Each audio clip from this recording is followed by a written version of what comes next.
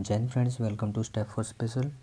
आज हम इस वीडियो में जानेंगे DED paper 5 unit 5 type of scheduling yearly, monthly, weekly and daily basis पर किस प्रकार से जो टाइम टेबल है या शेड्यूल है उसको प्लान किया जाता है और बच्चों को इसके लिए बेनिफिट प्रदान किए जाते हैं। आइए इसके बारे में हम जानते हैं।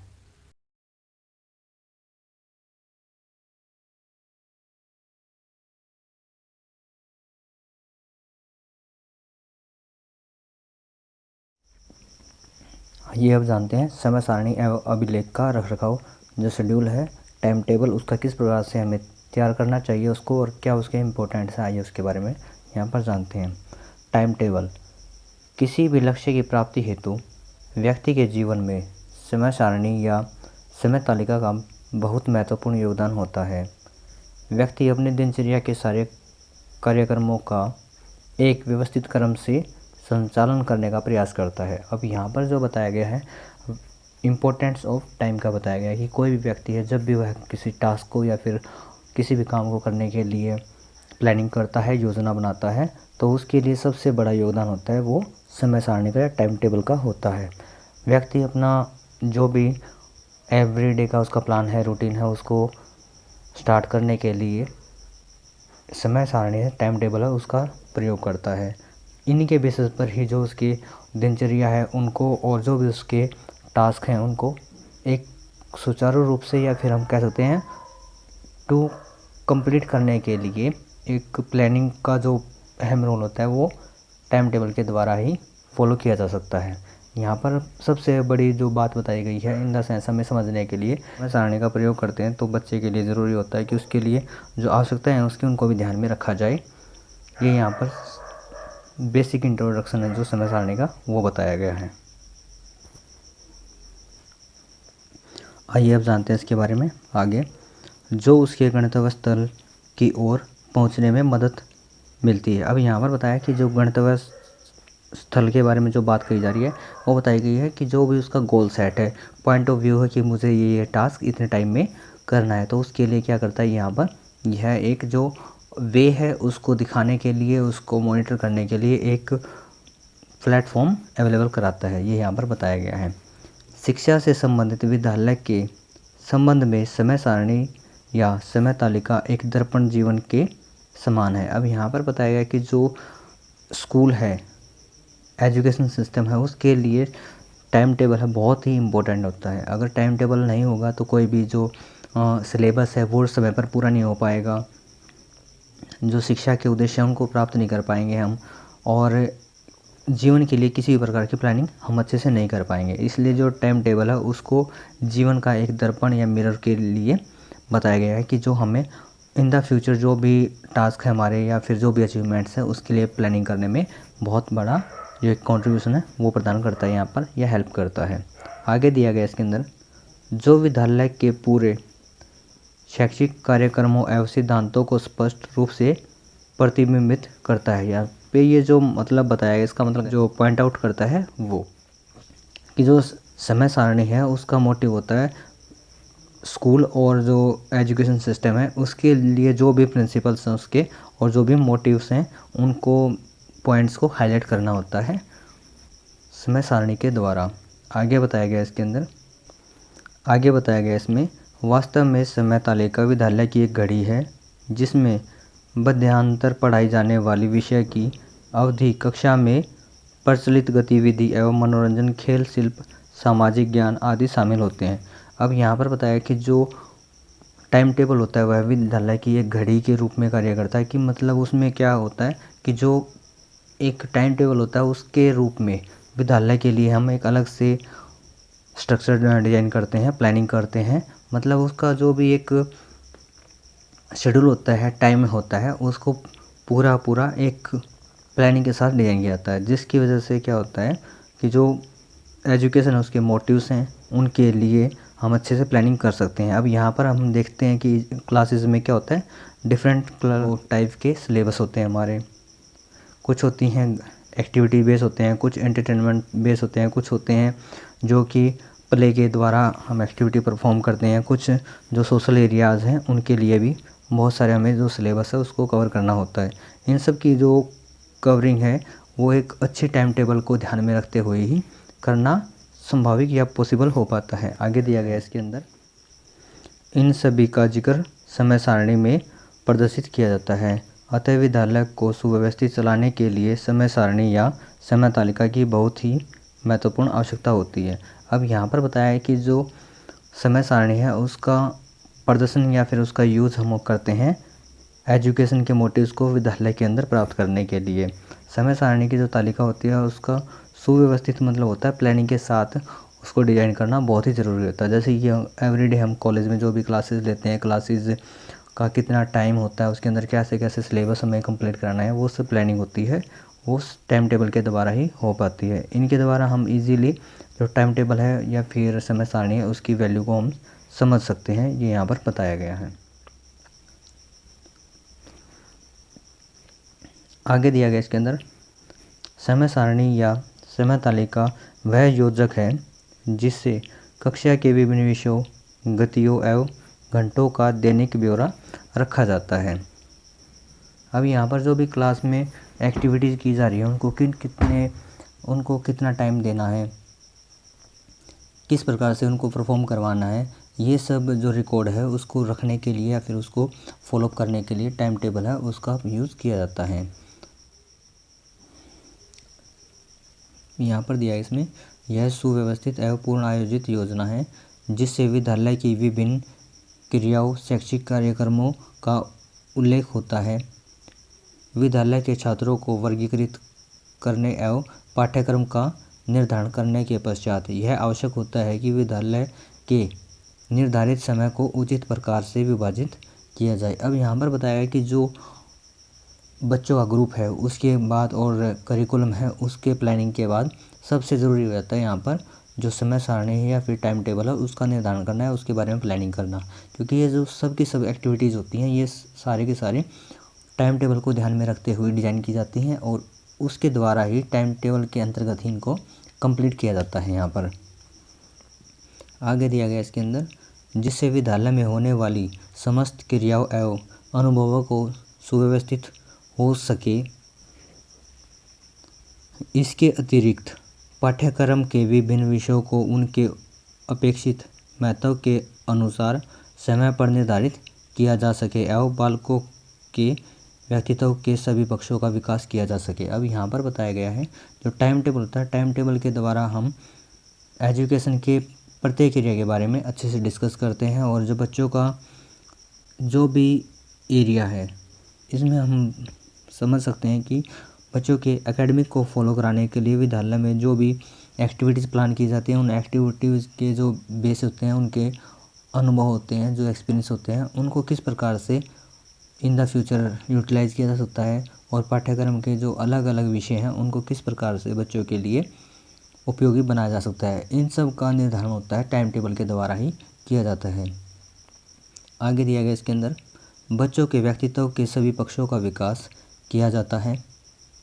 विद्यालय की जिन योजनाओं के द्वारा प्रतिदिन के हिसाब के निर्धारित समय के विभिन्न विषयों, क्रिया एवं कक्षाओं के बीच प्रदर्शित किया जाता है। अब यहाँ पर बताया गया है कि जो बच्चे हैं, बच्चों का व्यक्तिगत मतलब होता है पर्सनल डेवलपमेंट के लिए जो प्रत्येक एरिया है उसके बारे में यहाँ पर प्लानिंग की जाती है। विद्यालय की जो भी योजनाएं होती हैं, जो प्लानिंग्स होती हैं, उनमें एवरी डे का जो हिसाब होता है, मतलब पर वीक का जो हम प्लानिंग करते हैं, टाइम टेबल बनाते हैं, उसमें प्रत्येक विषय के लिए या सिलेबस या सब्जेक्ट के लिए एक निर्धारित समय होता है जिसको विषय वस्तु की जो क्रियाएं होती हैं वो उसके अंतर्गत कक्षा में लागू की जाती हैं और जो एरिया है उसको कंप्लीट या फिर जो भी उसका कंटेंट का गोल रहा है, मोटिव रहा है, उसको पूरा करवाया जाता है।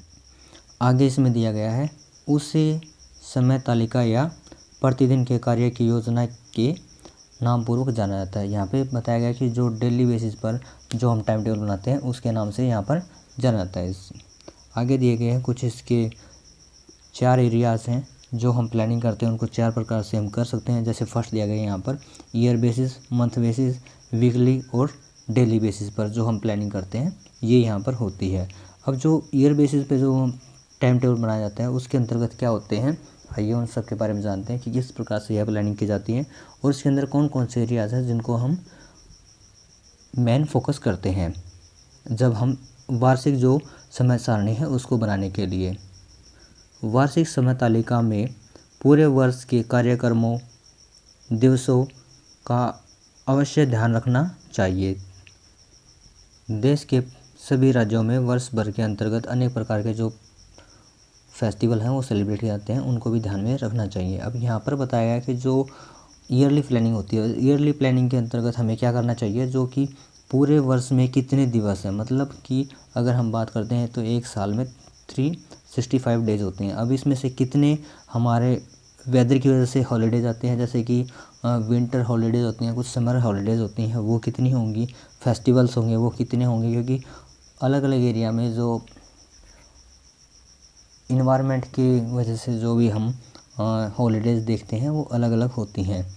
जैसे कि अगर हम बात करते हैं जो अपना हिल एरिया है वहाँ पर जो वेदर है काफ़ी कूल होता है, जिसकी वजह से वहाँ पर जो विंटर की जो हॉलीडेज़ होती हैं वो काफ़ी ज़्यादा होती हैं और जो समर हॉलीडेज़ होती हैं वो कम होती हैं, क्योंकि वहाँ पर सर्दी ज़्यादा होती है और बारिश के भी कुछ ज़्यादा इफ़ेक्ट्स होते हैं। इसकी वजह से भी वहाँ पर सर्दी ज़्यादा और बारिश की वजह से भी जो मौसम परिवर्तन होता है उसकी वजह से स्कूलों में अवकाश की घोषणा की जाती है।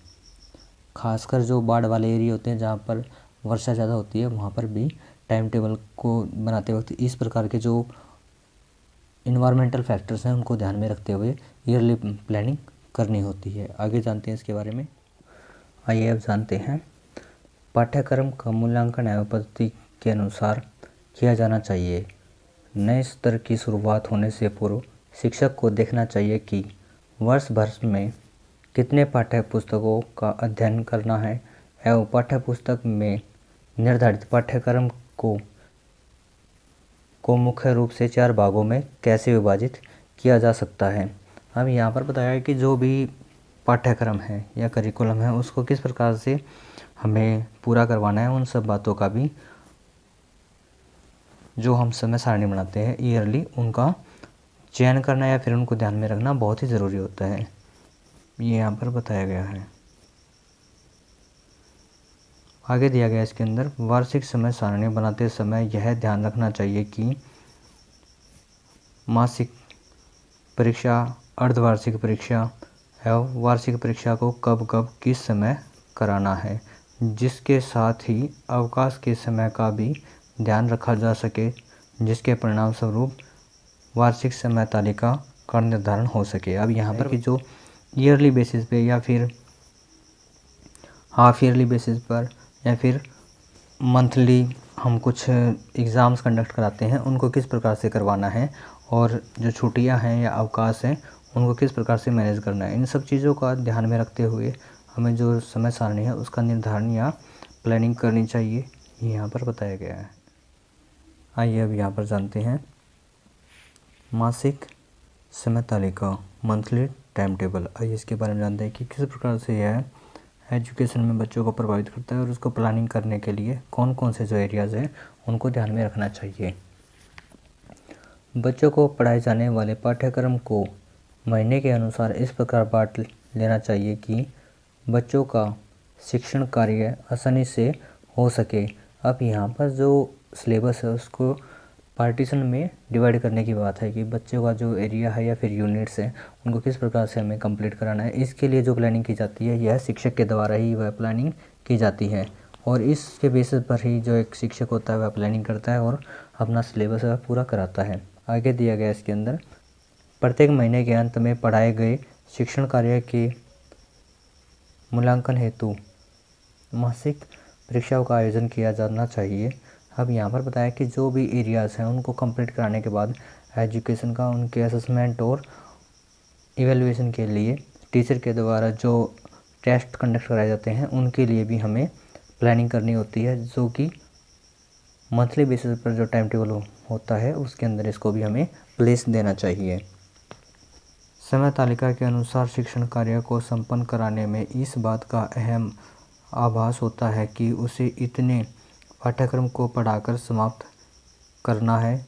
इससे परिणाम स्वरूप शिक्षक में बालक को पढ़ाने की ज़रूरत बढ़ती है। अब यहाँ पर बताया कि जो मंथली बेसिस पर टाइम टेबल तैयार किया जाता है उसके अंदर क्या होता है, मुख्य रूप से मंथली बेसिस के जो टास्क होते हैं उनको ध्यान में रखते हुए इस प्रकार की जो प्लानिंग है वो की जाती है। इसके अंतर्गत आती है कि जो इंटरनल एग्ज़ाम्स को हम देख सकते हैं कि वो मंथली बेसिस की जो यूनिट है उसको ग्राफ करने के बाद या प्लानिंग करने के बाद ही हम उनको कंडक्ट कराते हैं, और इन प्रकार की जो भी एक्टिविटीज़ होती हैं वो मासिक जो टाइम टेबल होता है उसको ध्यान में रखते हुए कंप्लीट कराया जाता है, और जिसके अंदर करिकुलम है उसको और जो यूनिट्स हैं उनको अच्छे से ध्यान में रखना चाहिए, जिनके बेसिस पर ही जो टेस्ट हैं वो आयोजित किए जाते हैं और इवैल्यूएशन बच्चे का वो किया जाता है। ये सब के सब जो आते हैं मुख्य रूप से मंथली बेसिस पर जो टाइम टेबल बनाए जाते हैं उसके अंतर्गत ये अपना कंट्रीब्यूशन निभाते हैं। आइए आगे इसमें जानते हैं वीकली बेसिस जो टाइम टेबल होता है वो किस प्रकार से एजुकेशन में हेल्प करता है। आगे दिया गया इसके अंदर साप्ताहिक समय सारणी या साप्ताहिक समय तालिका। अब यहाँ पर जो वीकली बेसिस पे जो टाइम टेबल बनता है उसके अंदर बताया गया है मासिक समय तालिका के अनुसार ही साप्ताहिक तालिका का निर्माण भी किया जाता है। इसमें शिक्षक को सप्ताह के अनुसार निर्धारित पाठ्यक्रम के इकाई, यूनिट, उप यूनिट, सब यूनिट में बांटकर पढ़ाया जाना चाहिए। अब यहाँ पर बताया कि जो मंथली बेसिस जो टाइम टेबल होता है उसकी तरह ही जो वीकली बेसिस टाइम टेबल है उसका प्लानिंग की जाती है, और यहाँ पर जो करिकुलम है उसको यूनिट और सब यूनिट में डिवाइड करते हुए उसको कंप्लीट कराने के लिए प्लानिंग की जाती है। शिक्षक के द्वारा यह भी ध्यान दिया जाना कि पढ़ाया गया पाठ कितने छात्रों को समझ में आया और कितनों को नहीं आया। इसके साथ ही शिक्षक के पास एक डायरी होनी चाहिए जिसमें या फिर जिससे पूरे सप्ताह का विवरण लिखा जा सके। अब यहाँ पर बताया कि रिकॉर्ड कीपिंग के लिए एक टीचर को या शिक्षक को अपनी डायरी राइटिंग करनी चाहिए, जिसके लिए वह अच्छे से प्लानिंग करता है और उसका फॉलोअप करता है। इसके द्वारा हम क्या प्लानिंग कर सकते हैं कि जो एरियाज़ बच्चों को समझ में आ गए हैं, कंप्लीट हो गए हैं, उनको हम नोट करेंगे, और जिस एरियाज़ में बच्चों का कोई डाउट है उसको भी नोट करेंगे ताकि उसको दोबारा से हम बच्चों के लिए कवर अप करा सके। इन सब बातों का जो ध्यान है या रिकॉर्ड रखा जाता है वह वीकली बेसिस जो टाइम टेबल होता है उसके अंतर्गत आता है। प्रतिदिन समय तालिका। विद्यालय में बच्चों को पढ़ाए जाने वाले पाठ्यक्रम को एक निश्चित समय सारणी के अंतर्गत पूरा करने में प्रतिदिन की तालिका का महत्वपूर्ण योगदान होता है या बहुत महत्व होता है। उदाहरण स्वरूप यदि एक सप्ताह में 6 या 3 पाठ्य इकाइयों को पढ़ाना हो तो उसे प्रतिदिन की समय तालिका का निर्माण इस प्रकार से करना चाहिए कि उसके अंदर सबको इन्वॉल्व किया जा सके। अब यहाँ पर बताया कि जो प्रतिदिन की जो यूनिट और सब यूनिट होती हैं उनको हम प्लानिंग करने के लिए प्रतिदिन के जो टाइम टेबल है उसको ही प्रयोग करते हैं। अगर एक वीक में अगर 6 यूनिट या 4 यूनिट अगर हमें कंप्लीट करनी है उनको हमें डेली बेसिस पर ही उसको प्लानिंग करनी होती है और उसको एग्जीक्यूट उस प्लान को करना होता है। ये यहाँ पर बताया गया है। आगे दिया गया है इसके अंदर इस प्रकार के पाठ्यक्रम को पूरा कराने के लिए विषयों को पढ़ाने में कितने घंटों की ज़रूरत है और किन किन उद्देश्यों की प्राप्ति की जा सकती है। निश्चित उद्देश्यों की प्राप्ति हेतु शिक्षण की कौन कौन सी विविधियों, सहायक क्रियाओं, सहायक सामग्रियों का प्रयोग करना चाहिए इत्यादि। अब यहाँ पर बताया है कि जो यूनिट्स हैं, कंटेंट है, उसको कंप्लीट कराने के लिए किस प्रकार की जो हेल्पिंग एड्स हैं या फिर टीचिंग लर्निंग मटेरियल है उनका प्रयोग कराना है, और कौन कौन सी जो शिक्षण पर विधियाँ हैं उनको लागू करना है। इन सभी उद्देश्यों को ध्यान में रखते हुए जो डेली बेसिस के जो टाइम टेबल है उनको तैयार किया जाता है। आगे दिया गया इसके अंदर इन सभी बातों को ध्यान में रखते हुए प्रतिदिन की समय तालिका का निर्माण करना चाहिए। इकाई पाठ की समाप्ति के पश्चात तुरंत उसका पुनरावृत्ति किया जाना चाहिए। अब यहाँ पर बताया गया कि पुनरावृत्ति का मतलब हम समझ सकते हैं रिकैप से, रिकॉल से, कि जो हमने कंटेंट डिस्कस किया क्लास में उसको दोबारा से शिक्षक को क्लास एंड होने से पहले उसका रिवीजन कराना चाहिए एक बार, ताकि जो भी टीचर्स के द्वारा पढ़ाया गया है और छात्रों के कोई भी डाउट्स हैं तो उनको वो क्लियर कर सके। आगे दिया गया इसके अंदर से उसी समय शिक्षक को यह अनुभव हो जाए कि कितने छात्रों ने पाठ को समझा और कितनों ने नहीं समझा। अब यहाँ पर बताया कि जो रिकैप का मोटिव होता है, उसका मोटिव होता है कि जो छात्रों के द्वारा लेसन के बारे में जानकारी है वह किस हद तक हुई है और वह कितना उनको और इम्प्रूवमेंट करते हुए बच्चों के साथ डिस्कस कर सकता है, ये यहाँ पर बताया गया है। इन सब के बेसिस पर ही जो डेली रूटीन एक्टिविटीज़ हैं उनको प्लानिंग की जाती है और बच्चों को इसका या बेनिफिट प्रदान किया जाता है, ये यहाँ पर बताया जाएंगे। अब नेक्स्ट वीडियो में हम जानेंगे समय सारणी या समय तालिका निर्माण को प्रभावित करने वाले कारक, जो फैक्टर इफेक्टिंग है टाइम टेबल को, कौन कौन से एरियाज़ में वो इफ़ेक्टेड होते हैं और किस प्रकार से उसको हमें सॉल्यूशन करना चाहिए, या फिर हम कह सकते हैं कि टाइम टेबल को बनाते वक्त किन किन बातों का हमें विशेष रूप से ध्यान रखना चाहिए ताकि अच्छे से हम टाइम टेबल बना सकें और बच्चों का भी उनको अच्छे से बेनिफिट मिल सके। ये हम जानेंगे नेक्स्ट वीडियो में।